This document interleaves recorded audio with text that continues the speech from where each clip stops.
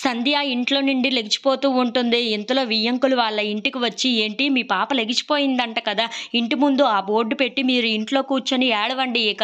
ఈ సంబంధం చేసుకోవడమే మేము తప్పు" అని చెప్పేసైతే అంటూ ఉంటాడు. ఇంతలో అక్కడ ఉన్న వాళ్ళ వియ్యంకురాలు కూడా, "ఏంటమ్మా నీ చెల్లి గుణవంతురాలు, సంస్కారవంతురాలు, అన్నీ తెలిసినదాయి అని చెప్పావు. అలా అనే మాకు కదా ఈ సంబంధాన్ని అంటగట్టావు. ఇప్పుడు నీ చెల్లి ఏం చేసింది? ఎంత గుణవంతురాలో ఇప్పుడు మాకు తెలుస్తుంది బాగా" అని చెప్పేసైతే అంటూ ఉంటారు. ఆ మాటలు వినగానే అక్కడ ఉన్న సత్య ఇంట్లో ఉన్న వాళ్ళందరూ అయితే చాలా బాధపడుతూ ఉంటారు. ఇంతలో అక్కడ ఉన్న వాళ్ళందరూ అయితే ఇలాంటి సంబంధం మేము చేసుకోవడం చాలా తప్పు అని చెప్పేసి అయితే అక్కడి నుండి వెళ్ళిపోతూ ఉంటారు. ఇంతలో అక్కడ క్రిష్ అయితే సంధ్యని గుడిలోకి తీసుకొని వచ్చి పెళ్లి జరిపిస్తూ ఉంటాడు. అక్కడ ఉన్న సంజయ్‌కి తాళి కట్టు నాయనా అని చెప్పేసి అయితే పంతులు గారు ఆ తాళిని ఇస్తూ ఉంటారు. ఇంతలో అక్కడ ఉన్న క్రిష్ అయితే చాలా భయపడుతూ ఈ పెళ్లినైతే జరిపిస్తున్నాను. తర్వాత సత్యని ఎలా ఎదుర్కోవాలో ఏంటో అని చెప్పేసి అయితే అనుకుంటూ ఉంటాడు.